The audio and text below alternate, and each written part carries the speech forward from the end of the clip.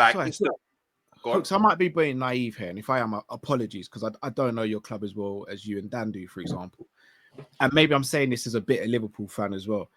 I look at the money Arteta's been given in comparison to the money that Klopp was given and that Slot's been given. And I struggle to, and again, I know you can compare him to Chelsea owners, etc., but wouldn't you say he has been ambitious in the sense of he's given Arteta pretty much the keys to the city, like 100 mil on Declan Rice, Calafiori. I'm just talking about recent signings. Calafiori, Marino, Trossard. Like, well, I mean, Havertz. Well, in all fairness, if we look at, for example, if we look at Calafiori and Marino, we could only sign them because we sold Smith Rowe and Nketiah. Like, that's because previous seasons you've been spending a lot, bro. Without but if you look at his even when he first came in, he didn't make any season. He's done a mass overhaul before he spent, but he did spend. Like, yeah, but he's spent, yeah, but like what people don't understand is he hasn't spent over his whole tenure. And then when you look at he hasn't been in a scenario where he could just say, I want this player, go and get this player for me. Like, Arsenal have always had to, we have to get rid of this player first, or this player. That's not true. That's not true. Wait, what do you? That's not true. You've spent 700 million. You've barely sold players. Like you said, your next spend because you don't sell that many players. But it's not just about selling players. It's not just about selling players. It's about getting players off the books in terms of wages, and because through previous regimes and mad contract scenarios, we was put in a position where we had to get players off the books. And one of the ways we decided to get them off the books is to go, okay, we will take the L. We'll take the L. We'll cancel the go on a free. We'll take the L. Yeah. And now all those L's that we've mad is catching up to us. All those L's are catching up to us, which is why in the last window, we wasn't able to just go, okay, we want this player, go and sign this player. Like, look, it took us like 4 weeks to get Calafiori over the line. It took us 7 weeks to get Moreno off because we had to get players out the door first. But is that not because the squad was just bloated though, Hooks, bro? Yeah, but what I mean is like, for example, if you look at like historically a Chelsea or a Man City, if they want a player, they go and get the player. They worry about all the other stuff afterwards. They want to. That's only Chelsea. We haven't been like that recently. We don't do that. You say recently. I'm talking about like. Let's be honest. Arsenal have never, ever, ever, ever been a team that splashes on. We're like Liverpool. We've never, ever. Not like Liverpool. Liverpool's like Spurs. You guys spend money, bro. Wait, you spend money. You've spent more money than us over the last 10 years. No, we haven't. I think you might have, you know. In the last 10, maybe last 10. We're talking about under Arteta. No, we're not going to do. Arteta's been there. No, because the last 10 doesn't account. The last 10 doesn't account for the 3 years of Tottenham spending money when we built our new stadium. We went years without spending cash. You're not telling me Tottenham spent money like that. No. George, you might have to check the rear view, George. Yeah. Yeah, no, I know what Tottenham has spent. We've not spent nowhere near as much as Arsenal. You're under Arteta, 700 million down the drain. Why do you Why do you look? And then on top of that, people say, he spent 800 million. Then, but look at the players that have been bought. So I beg, go and tell me one world-class player that Arsenal got and signed. What them being world-class when you signed them? Yeah, when we signed them. Declan Rice. No, Declan weren't world class. Aubameyang. For me. Aubameyang. Arteta didn't sign Aubameyang. Oh, I thought. Are you just talking under Arteta? Yeah, because we're talking about the 800. Okay, under Arteta, no one. You've not signed anyone who's actually bona fide world class. So now we need to start. So this is where Klopp only signed one in his whole tenure at Liverpool. Now, can I just say, in the last 5 years, Tottenham have spent the third most in the Premier League.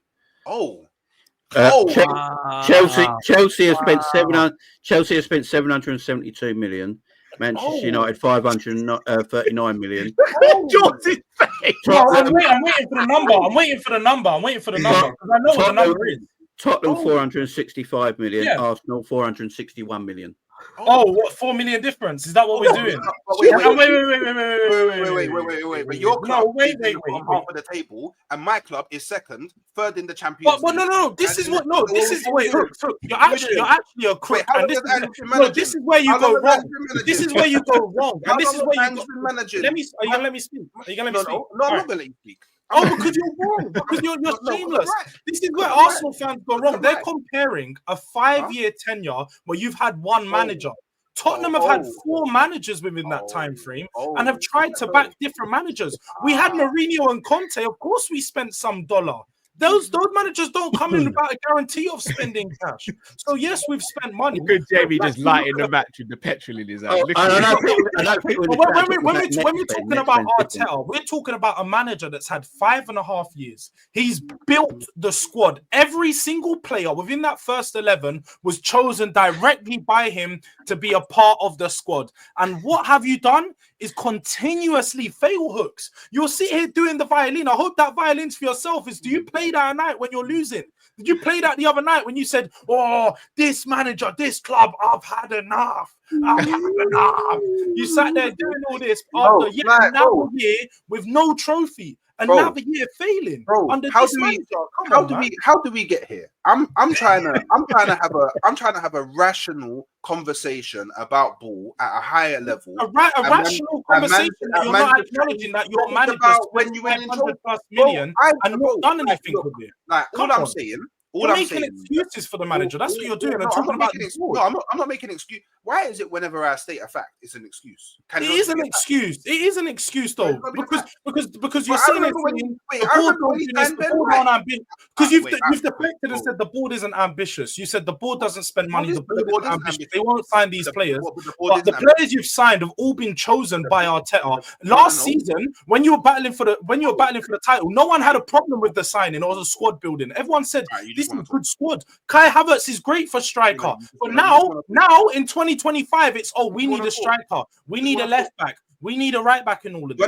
Do you know how? Okay, you just want to talk. You're unloading. It's cool. Maybe this is therapy for you. No, it's fair. You had Arsenal therapy last night. Make sure you guys go check that out.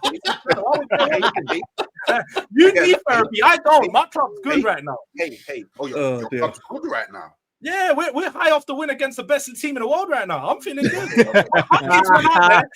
That's desperate, man. That's shameless. That is so incredibly shameless, but it's cool. We'll move past that. So what I'm going to say is, what you need to understand, and this is why it's more of a problem at the board level than it is at the Arteta level, innit? Because if you was to ask me, should we get a better manager? I would say yes, because we do need a better manager. I do believe a better manager with the crop of players that we have now probably does something different and potentially we get over the line. But I still don't think it's 100% guaranteed that they do.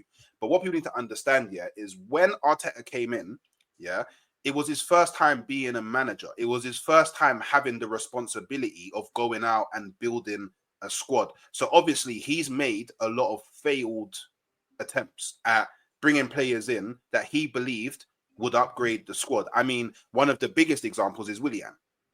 I'm sure everybody looks at Willian, at least at the time, and goes, okay, this guy, he's won big things at Chelsea, Premier League proven. He will probably upgrade the squad at the time. When he came in, awful. That's Arteta using the Champions League, no? But that's Arteta trying to be logical about it and acknowledging that he needs players with that, I guess, that winning mentality and experience of winning and bringing them into the squad to try and change the fortunes of what was currently going on. Then you also look at things like, Arteta wanted Mudryk, regardless of what happened to Mudryk when he went to Chelsea. Arteta wanted Mudryk. The board didn't go and get him. We didn't put up enough. Chelsea went and took him. Arteta wanted Nico Williams last season. So this is two examples of him trying to improve them. But I'm just saying, like, we can't. This is why I play I'm not even crying. This is me. It is, bro. All of us can name players that are better than the ones we've got that our managers asked for that they haven't signed. You're crying right now. You're making excuses. You don't understand the point I'm making. You don't understand the point. I understand the point. It is an excuse. You don't understand the point because you have a problem with comprehension. You just want to. I can understand it. It's just an excuse. I'm actually trying You're not talking ball. You're talking context excuses. For your manager. No, but the mere fact, that we had that January transfer window where we wanted Mudryk, but then we ended up with Trossard, just shows that he doesn't always get what he wanted. Dusan Vlahovic, that's who we wanted. We didn't go and get him. So there's actually a point where the out and out striker that everybody says that we should have now, there's a point that he wanted him, but the board didn't do enough. We're still in that position, Hooks. We're still in this position now. But so loads of managers don't get their first choice. Yeah, but I hear it, and I know this at Arsenal because he hasn't got his first choice. I didn't get my first choice wife, so he's had to get other things. People say Havertz, Now this is the L that I put on Arteta because Havertz, hasn't stopped us from getting a striker because he was never signed to be a striker. He was signed in midfield. That was Arteta's vision for Havertz. But what happened is during that season, it came to fruition that, he actually is doing the best for us in the 9. The issue for me is that in the summer, what Arteta should have done is gone, okay, I'm going to go back to my original vision and he's going to come back into my midfield. And instead of signing a Moreno, I'm going to go and sign a 9. But he didn't do that. He went, okay, cool. I'm going to stick with him in the 9 and I'm going to go and sign an 8. And that's the problem. So, yes, Arteta has made individual errors along the way that has affected. I'm pretty sure he would, if you had a one-to-one conversation with him, he would probably admit that, innit? But for me, Arsenal fans also need to look at the board, because we're now at a point where we've paid off the stadium. It cost the most. Paid off the stadium a while ago, though. Exactly. It cost the most to go to Arsenal. Well, correct me. I last time I checked, to buy a ticket at Arsenal is the most. We generate arguably some of the most. Tottenham money. is definitely higher. Tottenham have the highest price tickets in the higher country. Now. Okay, cool. Season ticket, 100. So we generate money. Cal, thanks. Sorry, Hooks. Cal, thanks so much for coming on, man. Nice one, brothers. Guys, smash the like button. Absolute pleasure, boys. Nice one. Come on, love, man, love. Listen, there's nearly 1,000 people in here. People, make sure you hit the like button. Make sure you subscribe. Make sure you're following every single one of these guys. Can I say an Arteta? Go on, Jay. All right. Go on, Jay. Of course you can, my bro. When I look at Arteta when he builds a side, I think he's very good at building a defensive side. Like from the back. You look at the players he's bought that have mostly worked for being a defensive-minded side. My thing with Arteta, if I was an Arsenal fan, is the way he builds from midfield to attack and the risk that he takes. I don't think Arteta takes enough risk in games at times. Yeah. Like you saw it against Newcastle. He took a DM off for a slower DM. Yeah. Like when you're losing a game, that DM should have come off and an attacker should have come on. Or change the system a little bit. I feel like with Arteta, he's always been defensive minded. I remember when he first came to Arsenal, Arsenal were leaking at the back, weren't they? And he sort of settled that. He settled the ship there. And I don't think he's ever got away from that. I think he's a pragmatic manager. That's what he is. Yeah. Attacking wise, you look at Arsenal, Saka is a wonderful player. But if you really look at it, he inherited Saka. So if you look at the attackers that he's bought, he inherited Saka, he inherited Martinelli, he's bought Trossard, Jesus and Havertz. And Havertz weren't meant to be a striker when he bought him. He bought him as actually a midfielder. Yeah. So I think what's embarrassing me that, Jamie, is we bought him in and we still need an 8, we still need a 9, and Havertz is supposed to be the guy that plays them both. It's terrible. I just think from a defensive point of view, he's a very good coach at that. Going forward, I think that's where his issues lie, because I think last season he should have won the league. I think if he took just a couple more risks and the season before, games, he could have won that. He could have won that league title. And the other thing that annoys me about Arteta as a neutral fan is his entitlement. Yeah. Arteta's entitlement when he comes out with statements saying we've been the best team in the league for 12 months, but you got Man City are actual champions. Things like that. His entitlement is what I think drives a lot of people mad on him. Because I've always said it. Because I'm not got hate for Arsenal because I'm not like a Tottenham fan or anything. So when I look at Arsenal, I actually respect Arsenal as a football club and what they stand for. I like the actual club, but Arteta's making that really hard for anyone to like right now because of his entitlement. But yeah, I just feel like you look at what he's building there. Defensively built well. This summer, in my opinion. He bought players that he didn't need. You know, he bought more defensive-minded players. Calafiori, Moreno's more of a defensive-minded player in that midfield. I think if you just bought one, if you went and bought Isaac and didn't buy the other two, I think you'd be top of the league right now by a few points clear. So do I. Yeah, that's where the biggest problems are, because like I know Hook's sitting here trying to defend it, but Arteta's been very clear. He's had a lot of control when it comes to transfers. He's signing near enough all the players he's getting are his players. They're players he wants. When we can't paint a picture like it's other clubs where there's board signings or Edu's just signing players for him. No, Arteta is the man in control here. You guys don't even have a sporting director right now. Arteta's that guy who's got so much control over there. So when he wait, Hooks, you went on a mad tangent for ages. We heard you waffle about context. Let me make my point now. Let me make my point now. But you just lied. Let me make my point now. But you lied. So Arteta has continuously failed to back up that attack. Like you said, he inherited Martinelli, he inherited Saka, but he's only choose to sign 3 players in that attack across 5 years. The other players they did sign that you didn't mention was a Marquinhos from Brazil. Didn't work out, and then they've got Sterling on loan. They failed to improve and back up that attack. But when you look at the defense, they've signed how many players for that defense? Timber, Calafiori, Zinchenko. Who else? You guys could name them. There've been plenty of centre back signings. Like them guys are constantly trying to improve that back line. He's neglected the front, because he thought, watching those seasons go, the past 2 seasons where you guys scored so much goals, he thought that was going to sustain across the years without realizing, yes, you're not going to coach these players to do it. And when you're being as pragmatic as you are, they're not going to improve. You're not going to get better. So I'm not going to sit here and listen to the excuses that you're pointing out. We've still scored one of the most goals in Europe. But all right, Hooks, this is where you're being obtuse though, bro. Because I can sit here and say the same thing about Tottenham in the Premier League, but I know, watching my club with my eyes, I know that our attack is not thriving. I know that, but we're the second highest goal scorer in the Premier League. You know, watching the club with your eyes, despite being the second highest goal scorers in Europe or one of the top highest goal scorers, your attack's not thriving. Your attack's breaking down. The majority of your goals are coming, and Pop said it at the start of the show. You're playing for set pieces, bro. It's embarrassing. Yeah, but the margin is playing for set pieces at 75 minutes in the game. You're trying to get a corner, but the margins are different.